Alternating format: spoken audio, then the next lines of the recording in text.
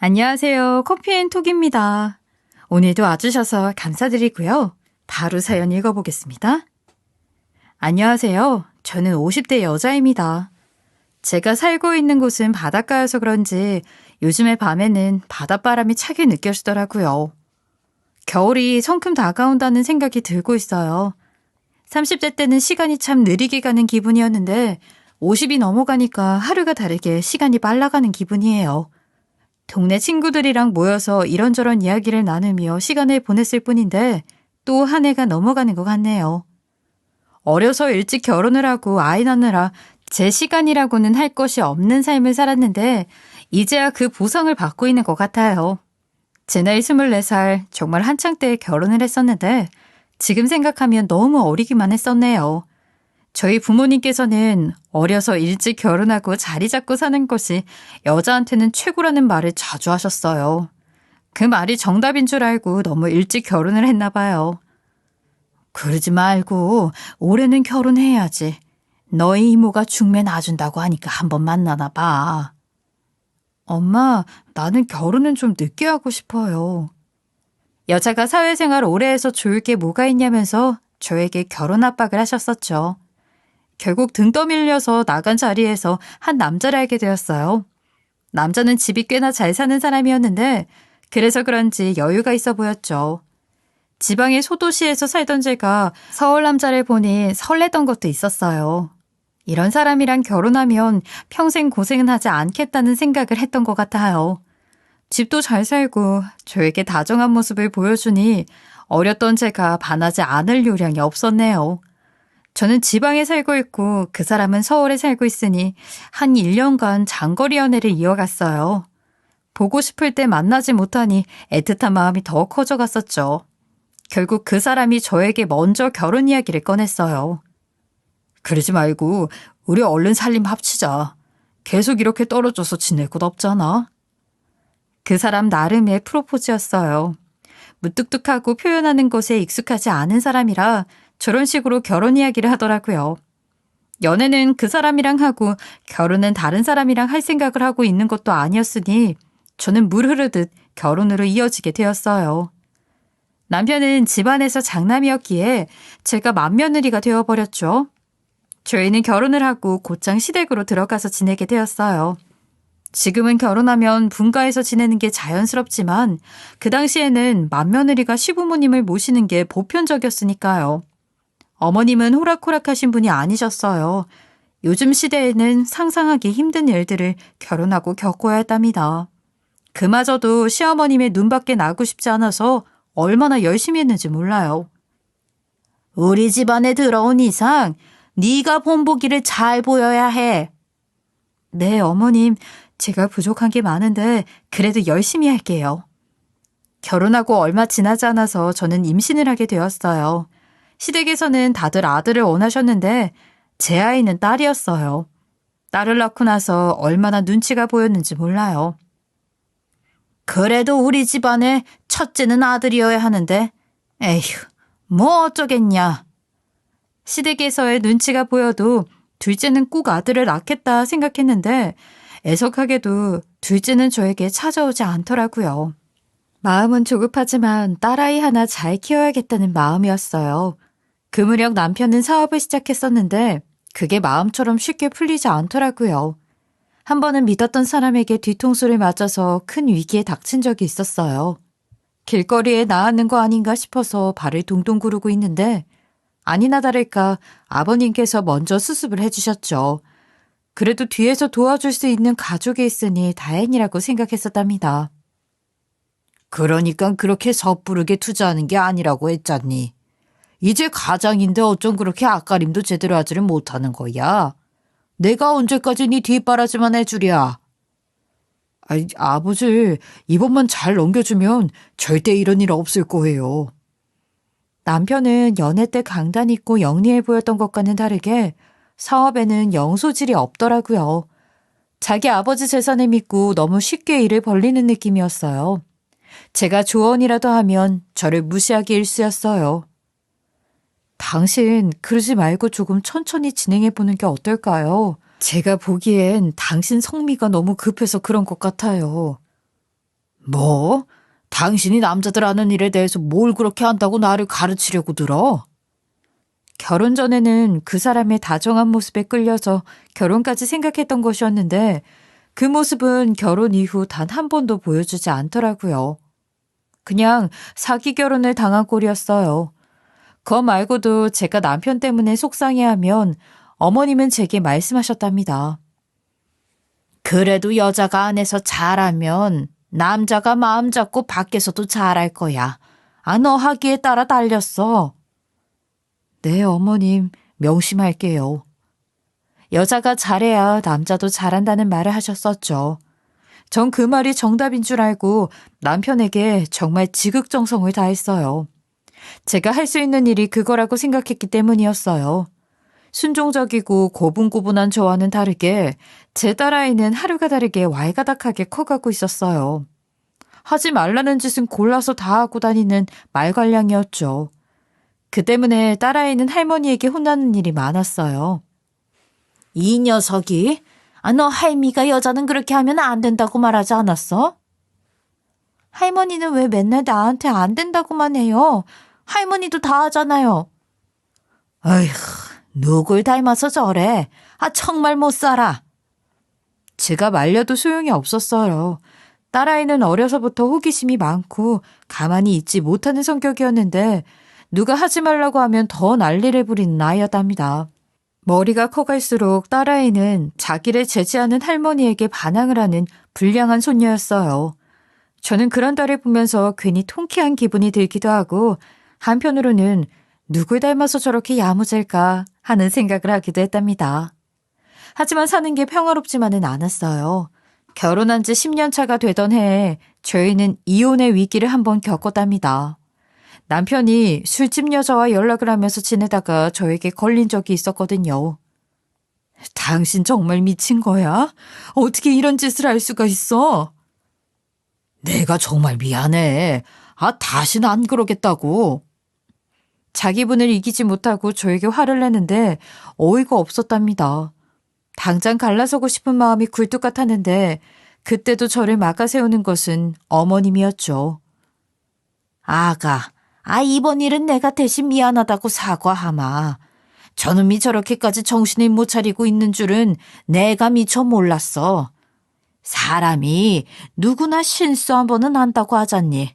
다시는 안 그런다고 하니 네가 한 번만 눈 감아줄 수 없겠어? 어머님, 저 너무 속상하고 힘들어요. 안 사람이 잘하면 된다고 하셔서 그렇게 했는데 돌아오는 게 이런 상황이라는 게 억울하기도 해요.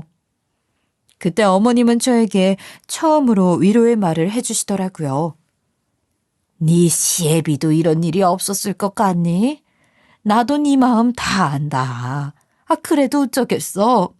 내가 살아보니 여자가 할 수 있는 일은 참아주고 눈 감아주는 것뿐이더라. 그 대신 이놈이 또다시 실수하면 그때는 내가 말리지 않으마. 아니, 내가 먼저 둘이 각자 갈 길 가게 해줄게. 가슴이 너무 답답했지만 한 번만 넘어가 주기로 했어요. 딸아이가 밖에서 아빠 없는 애라는 말을 듣게 하고 싶지는 않았거든요. 또다시 이런 일이 있으면 그때는 정말 이혼한다는 생각으로 꾹 참았어요. 그러다 저희 딸이 중학교에 들어갈 때였어요. 친정집에서 청천벽력 같은 소식을 전해 듣게 되었답니다. 언니, 아빠가 지금 몸이 많이 안 좋으시대. 언니가 좀 와봐야 할 것 같아. 고향에 살고 있는 동생으로부터 연락을 받아서 급히 내려가 보았는데 친정아빠께서 억울한 민사소송에 휘말리면서 그 충격으로 쓰러지셨던 겁니다. 뇌혈관이 막히는 바람에 쓰러지신 거라 응급수술까지 받으셨더라고요. 수술을 잘 받아서 생명엔 지장이 없지만 후유증으로 손에 마비가 와서 당분간은 일을 하실 수 없는 상황이셨죠. 재활을 하면서 억울한 소송건은 처리해야 하는 머리 아픈 상황이었어요. 언니도 없이 나 혼자 이 일들을 해나가는데 너무 무섭더라고. 연락 잘했어. 언니가 알아서 할 테니 너무 걱정하지 마. 일단 동생이 너무 걱정을 하고 있으니 안심을 시켜줬어요. 그렇지만 저도 겪어본 적 없는 상황 앞에서 어찌할 바를 모르겠더라고요. 안 그래도 머리가 복잡한데 딱 죽을 맛이었죠. 그때 저를 도와주었던 건 정말 의외로 어머님이셨어요. 너는 사돈댁에 그런 일이 있으면서 왜 말을 안 한 게니? 사돈댁에 변호사 선임해 드릴 테니까 잘 처리하고 와. 애는 내가 보고 있으면 되니까 걱정하지 말고. 어머님께서 선뜻 저희 친정아버지 일을 먼저 도와주신 거예요. 무섭고 근엄하기만 한 어머님이셨는데 그때만큼 든든했던 적이 없는 것 같아요.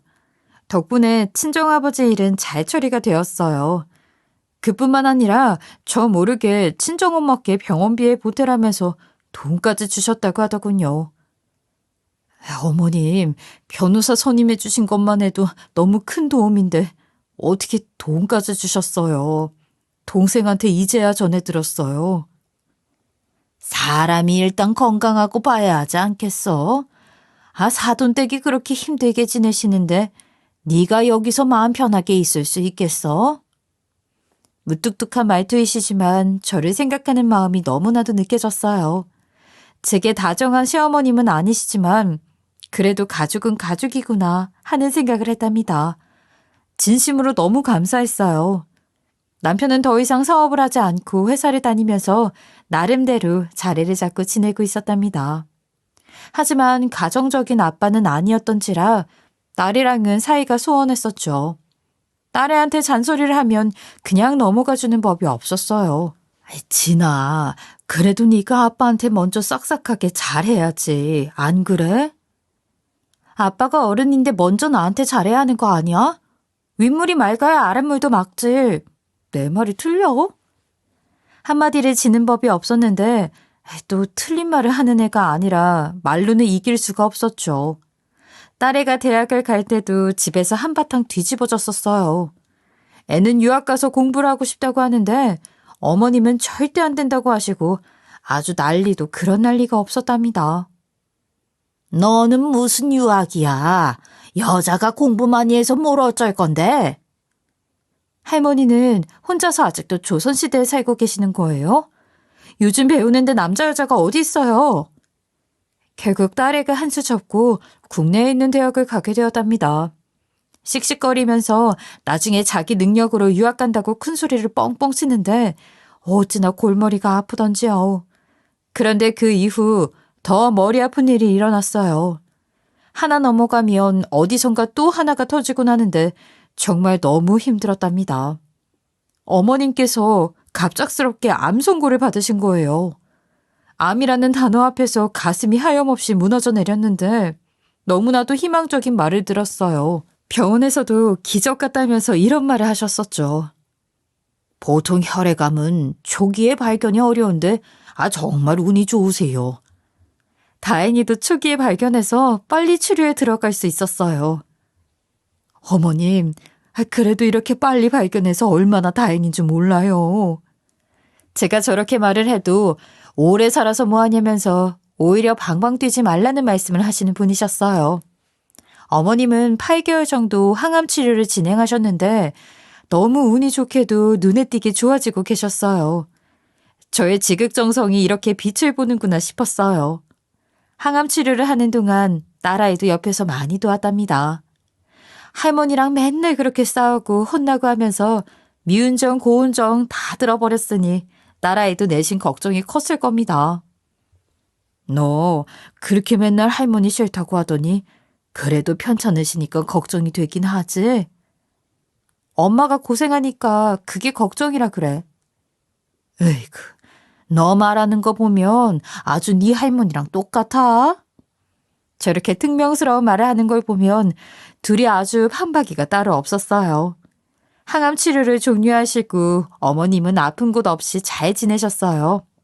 향후 5년간은 계속해서 추적 검사를 해야 하지만 그래도 초기 암이라 빠르게 잡을 수 있었고 건강에도 큰 이상 없이 잘 지낼 수 있으셨죠. 그렇게 4년이 흘렀어요. 그런데 어느 날인가부터 어머님이 식사도 부쩍하지 못하시고 살이 급격하게 많이 빠지는 게 느껴지시는 겁니다. 눈썰미라고는 없는 딸아이가 봐도 할머니의 상태가 안 좋아 보이긴 했나 봐요. 할머니, 병원을 한번 가보셔야 하는 거 아니에요? 살이 너무 빠지셨는데? 설아. 됐다. 나이 먹으면 살 좀 빠지기도 하는 건데 뭘 그런 걸 가지고 호들갑이니. 됐어요. 그럼 할머니 마음대로 하세요. 강진, 너 들어가 얼른. 이게 할머니한테 못하는 말이 없어. 둘의 사이는 변한 것이 없었죠. 딸아이가 걱정하는 말에도 어머님은 걱정할 것 없다는 식이었어요. 딸애도 저놈의 성격을 좀 죽여야 하는데 할머니한테 꼭 저런 식으로 말대답을 하곤 했어요. 어머님의 건강이 걱정되었던 저는 한참을 타이르고 타일러야 했답니다.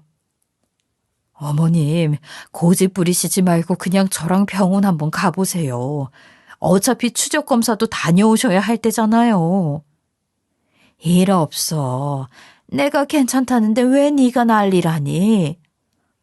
나이 먹으면 좀 고분고분해지기라도 해야 하는데 어쩜 저렇게 고집불통인지요. 그때 우리 딸이 와서 그러는 겁니다. 할머니, 내일 모레로 제가 예약했어요. 엄마 그만 괴롭히고 그냥 좀 다녀오세요. 병원 가면 누가 잡아먹는 것도 아닌데 왜 이렇게 싫어하시는 거예요? 딸아이는 제가 백날 첫날 말로 타이른다 해도 자기 할머니는 꿈쩍도 안 할 분이라는 걸 알고 있었을 겁니다. 센스 있게 예약을 해뒀다고 말하는 걸 보고 역시 내 딸이 최고다 싶었어요. 어머님도 왜 시키지도 않은 짓을 하는 거냐며 툴툴거리긴 했지만 딸애가 할머니 팔짱에 끼고 같이 가자고 하는 통에 고집을 꺾게 되었어요. 딸아이는 기사노릇까지 자청해 주었고 그렇게 3대가 함께 나란히 병원으로 향했어요. 병원에서 이런저런 정밀검진을 한 뒤 의사에게 믿을 수도 없고 믿고 싶지 않은 이야기를 전해 듣게 되었어요. 아이고, 제가 이걸 뭐라 말씀드려야 할지 모르겠네요. 왜요, 선생님? 저희 어머님 지금 상태가 어떠신가요? 긴장되는 마음에 침을 꼴깍 삼키면서 듣게 되더군요. 이내 의사 선생님의 입에서 나온 말에 저희 3명 모두 할 말을 잃고 현실을 받아들이지 못할 뿐이었어요. 어머님 입맛도 없고 살이 계속 빠지셨던 이유가 이거였어요. 여기 사진 속에 보이시죠? 재발하셨어요. 근데 지금 전이가 너무 많이 되어서 손 쓰기 힘들 것 같아요. 치료가 들어가도 연명치료 정도이실 겁니다. 저는 그 자리에서 흐느끼며 울었고 딸아이도 흐르는 눈물을 애써 꾹꾹 삼키고 있을 뿐이었어요. 그때 어머님이 먼저 말씀을 하시더라고요. 늙기도 했고 한 번 아파봤어서 그런지 어느 정도 직감은 하고 있었어요. 그래서 나 얼마나 사는 거요? 긍정적으로 바라보면 6개월이고 그게 아니라면 장담 드리기 힘드네요. 운 좋아야 반년 더 사는 거라는 소리구만. 알겠어요. 어머님은 너무나도 초연한 얼굴과 목소리셨어요. 아마도 본인의 상태를 직감하시고 병원에 가지 않겠다는 고집을 부리셨는지도 모르겠다는 생각이 들었어요. 딸아이는 할머니를 붙잡고 울면서 말하더라고요. 할머니, 그러지 말고 할 수 있는 거는 뭐라도 해봐요, 우리. 네? 이렇게 손 놓고 있으면 어떡해요? 울 거 없어. 나는 천년만년 살기라도 하게. 어머님은 퉁명스러운 말씀과는 다르게 딸아이의 눈물을 슬쩍 닦아주시더라고요. 둘이 저렇게 매일같이 싸우긴 해도 서로에 대한 애정이 없으면 저렇게 싸우겠어요. 정이 많이 들어 딸애도 할머니의 시한부 소식을 받아들이기 어려웠을 겁니다. 병원에서 절망적인 이야기를 듣고는 아들이 보고 싶으셨는지 남편을 찾으시더라고요. 아범은 어딜 간 건지 얼굴 보기가 힘든 거냐? 연락 한번 넣어봐라. 저는 남편에게 급하게 연락을 했어요. 여보, 어머님 오늘 병원에 갔다가 길어야 6개월이라는 말을 들었어요. 얼른 집으로 와야 할 것 같아요. 제 이야기에 남편은 황급하게 집으로 오더라고요. 평소에는 돈 필요할 때 아니면 입에 발린 말도 하지 않는 인간이 그래도 자기 엄마가 곧 죽는다고 하니 걱정이 된 모양이었어요. 엄마, 그동안 왜 아픈데도 말을 안 하셨어요? 당신은 엄마 옆에서 잘 보살피고 있던 거 맞아? 엄마 마지막 가시는 길까지 제가 잘 모실게요. 내가 죽기 직전에 그래도 우리 큰아들한테 효도 한번 받아보는구나. 무슨 바람이 불어서 저러나 싶었지만 사실 남편이 바라는 건 아마 어머님의 유산이었을 겁니다. 몇 해 전 아버님께서 돌아가셨을 때 남편은 자기한테 유산이 떨어질 거라고 생각을 했었는데 평소 남편의 행실을 못마땅해 하시던 아버님은 전 재산을 몽땅 어머니 앞으로 남기시고 떠나셨거든요.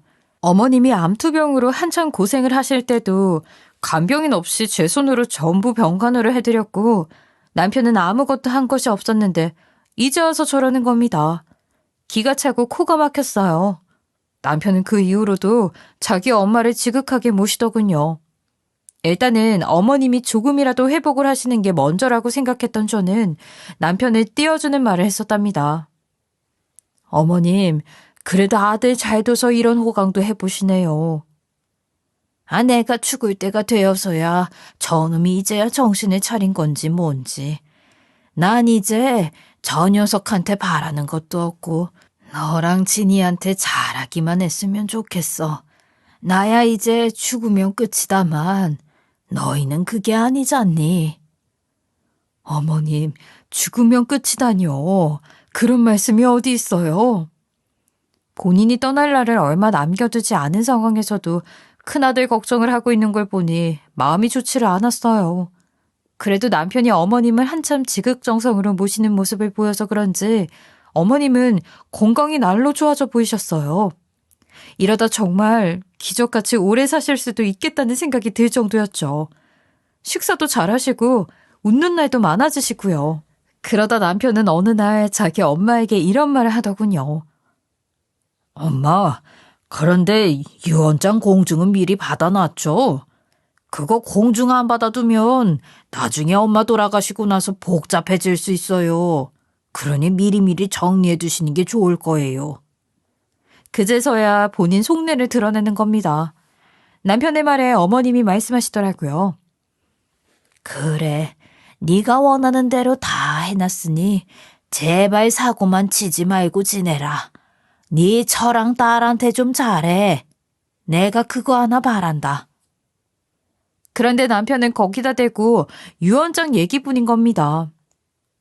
그럼 엄마 뭐라고 써놨는지 저도 좀 보여주세요.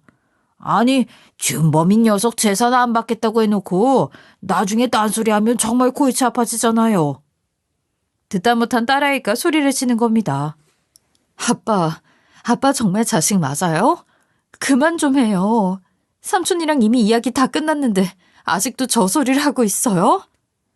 딸애는 정말 치를 떨면서 말하더군요. 저와 같은 마음이었어요. 남편에게는 결혼하지 않은 남동생이 있었는데 시동생은 이미 성직자의 길로 들어가신지라 애시당초 상속을 포기하셨거든요. 어머님이 사회에 환원하시는 게 아닌 이상 다 자기 몫이거늘 저렇게 욕심을 부리는 거예요. 아, 됐어. 다들 시끄러워. 네가 원하는 대로 유언장 남겼고 비밀 유언으로 남겨뒀으니 내가 죽은 다음에야 열 수 있을 거다. 아, 정신이 하나도 없으니 다들 나가봐라. 어머님도 남편의 욕심 부리는 모습에 다시금 실망을 하신 눈치이셨어요. 저는 남편에게 정말 오만 가지 정이 다 떨어지고 있었죠. 어머님은 그날 이후로 급격하게 건강이 안 좋아지시기 시작하셨어요. 결국 산소호흡기 없인 자가호흡을 하지 못하시는 지경까지 이르셨답니다.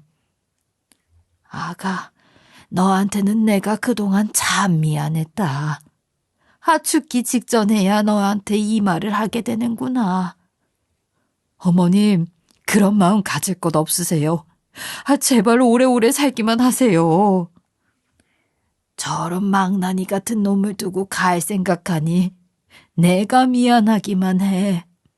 저놈은 정신 차리려면 다시 태어나는 수밖에 없어. 정말 미안해. 하친이한테도 내가 많이 미안해. 딸애가 어머님 걱정을 얼마나 많이 하는지 알고 계시잖아요. 그런 말씀 하세요. 호흡기를 달고도 한참 말씀도 잘하시고 그럭저럭 컨디션을 유지하면서 지내셨어요. 그런데 어느 날 저에게 이런 걸 물어보시더라고요. 아가, 너는 내 재산 받고 싶지 않냐? 저는 단호하게 말했어요. 어머님, 저는 정말 필요 없어요. 나중에 일 배워서 저 스스로 먹고 살고 우리 진이도 제 힘으로 공부시킬 거예요. 그리고 전 겁이 많아서 그런 큰 돈 끌어안고 살 배포가 되지 못해요. 그리고 어머님 그 돈 다 쓰고 떠나셔야죠. 뭐 한다고 아들한테 남겨줘요. 저는 한 번도 어머님의 재산을 탐내거나 해본 적이 없었어요. 저희 아버지일 때도 그렇고 제가 받은 게 얼마나 많은데 그 와중에 재산까지 탐을 내겠어요. 그저 이제는 가족으로서 힘들 때 제 곁을 지켜주시기도 하셨던 어머님의 마지막을 보살피는 것일 뿐이었답니다. 남편은 어머님이 입원하신 이후로는 얼굴 한 번도 비추지 않더라고요. 어차피 유언장 공증까지 받아둔 상태라 뻔뻔하게 나가기로 한 것 같아요. 그 자리를 대신 지켜주는 것은 제 딸과 저였어요. 어머님은 병원에 입원하신 지 2주를 채 넘기지 못하고 그만 먼 길을 떠나시게 되었어요. 마지막 순간엔 손녀딸의 손을 꼭 잡고 떠나셨는데 딸아이는 그런 할머니의 손을 잡고 한참을 쓰러질 듯 울었어요. 그렇게나 시집살이를 호되게 시키셨던 어머님이었지만 모든 이별은 참으로 가슴이 아프더라고요. 이제 더 이상 볼 수 없다는 생각을 하니 가슴이 무너져 내리는 기분이었답니다. 그 기분은 겪어보지 않으면 알 수 없을 거예요. 어머님의 장례식은 생전에 말씀하신 대로 조용하게 진행이 되었어요.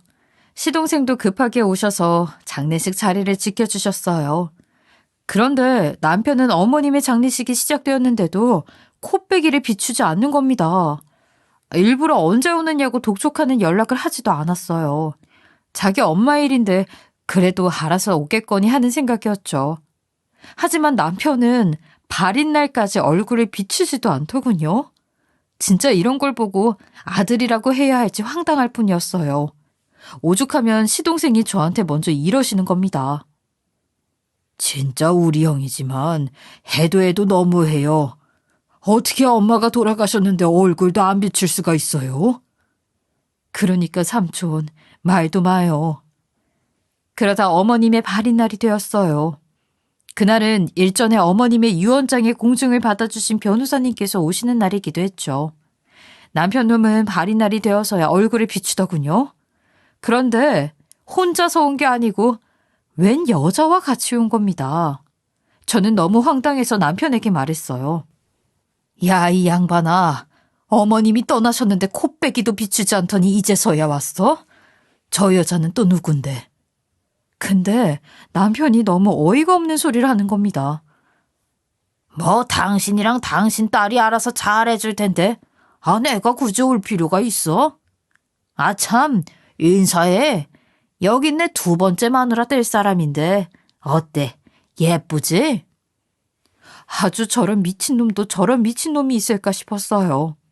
저도 이제 이판사판이었고 옳다구나 싶었어요. 그래, 당신 두 번째 마누라 참 이쁘다. 나도 이제 당신 그러는 거 진저리가 나. 어머님 돌아가시면서 당신이랑 바로 이혼할 생각이었어. 그동안은 어머님이 나한테 잘해주신 것들이 있으니 가족으로는 남아있어줬는데 나도 그러기 싫어. 딸애도 거기에 보태서 화를 내더군요.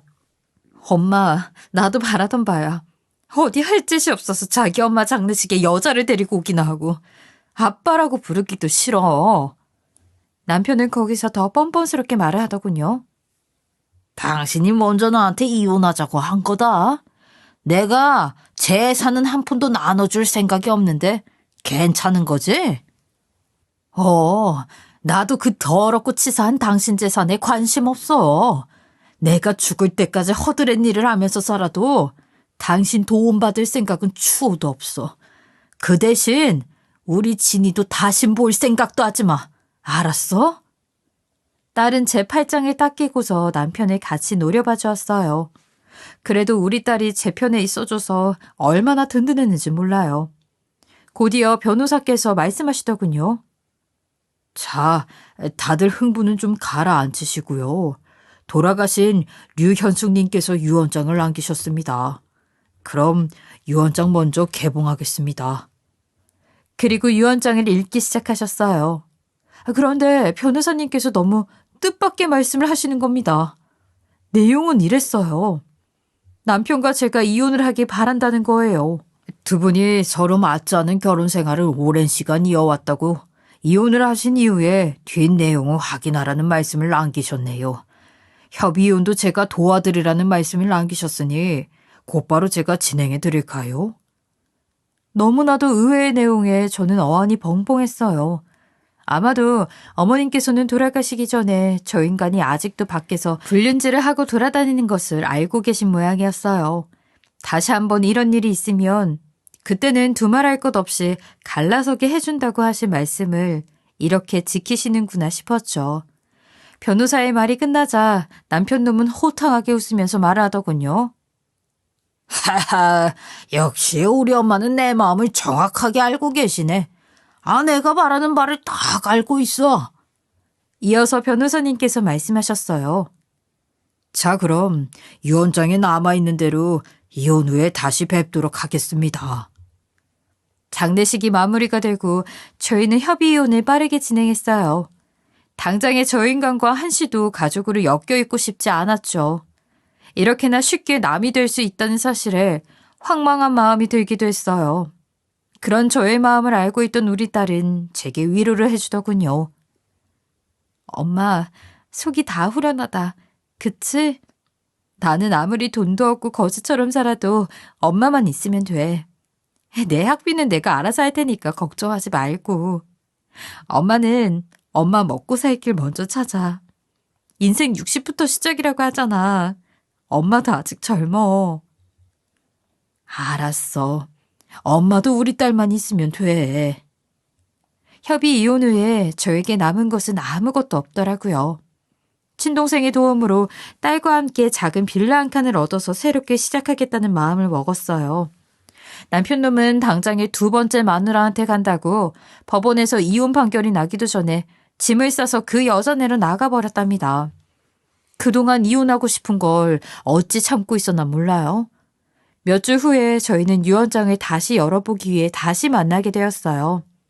어차피 이젠 상관이 없는 사람이지만 변호사님께서는 가족이던 때에 작성된 유언장이기에 함께 열어봐야 한다고 말씀을 하시더군요. 딸애와 함께 변호사 사무실로 찾아갔고 저희는 그렇게 불편한 만남을 다시금 해야 했답니다. 전 남편은 두 번째 마누라랑 금세 재혼을 했더라고요. 둘이 손을 꾹 붙잡고 볼을 맞대면서 꼴사나운 모습을 보이는데 법만 없다면 정말 확 쥐어박아버리고 싶었어요. 곧이어 변호사님께서 유언장의 뒷내용을 말씀하시기 시작하셨어요. 그 후엔 정말 폭풍 같은 상황들이 몰아치기 시작했답니다. 유언장의 뒷내용은 이랬어요. 자, 다들 오래 기다리셨어요. 기다리시던 유언장의 뒷내용을 지금 말씀드리겠습니다. 류현숙님께서 고인의 앞으로 남아있던 부동산 10억, 아파트 2채, 주식 및 진단금까지 전부 다 손녀이셨던 강진님 앞으로 상속하셨습니다. 이상입니다. 그 말에 딸과 저는 너무 놀라서 서로의 얼굴을 번갈아가면서 쳐다보았어요. 딸아이가 놀라서 먼저 말을 했어요. 변호사님, 할머니가 전부 저한테 다 남기고 가셨다고요? 정말로요? 네, 맞습니다. 여기 한번 보시면 아시겠지만 전부 강진님 앞으로 남기고 가셨어요. 전 남편은 갑자기 자리를 박차고 일어나서 변호사의 손에 있던 유언장을 확 뺏어버린 겁니다. 뭐? 당신 지금 이거 장난하는 거지? 아, 엄마가 그럴 리가 없잖아. 이거 다 조작이야. 함우요라고? 진정하세요. 고인께서 마지막으로 남기신 최종 유언입니다. 남편은 거의 눈이 뒤집혀서 소리를 치고 발악을 하더군요. 변호사님께서는 말을 이어가셨어요.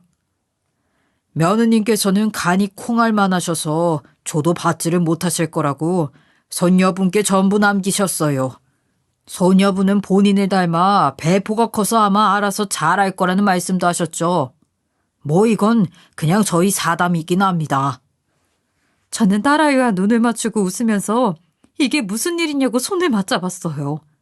전 남편과 함께 온 두 번째 마누라는 나라 잃은 표정이었죠. 새 마누라는 더 이상 그 자리에 있고 싶지가 않았는지 먼저 자리에서 일어나 나가버리는 겁니다. 두 사람은 상속을 받은 뒤 이사를 갈 생각을 하고 있었던 것 같아요. 새 마누라의 오피스텔에서 임시로 지내고 있었는데 다 물거품이 되어버렸죠. 전 남편은 이 상황을 믿을 수 없다는 표정으로 변호사에게 이제는 애초롭게 물어보더군요. 저 변호사님, 이거 좀 이상한 것 같아요. 엄마가 정말 저한테 아무것도 남기지 않으셨을 리가 없는데, 다시 한번 확인 좀 해주시면 안 될까요? 그때 변호사님은 말씀하시더라고요. 네, 원하신다니 다 말씀드리죠. 고인께서 처음 작성하셨던 유언장에는 아내이셨던 이숙님 앞으로 전부 상속하신다는 내용을 적어주셨어요. 이렇게 하면 아내분께 평생 잘하지 않겠냐는 말씀을 하셨었죠. 그런데 나중엔 아예 내용을 바꾸어 버리시더니 손녀분께 상속을 하신 거고요.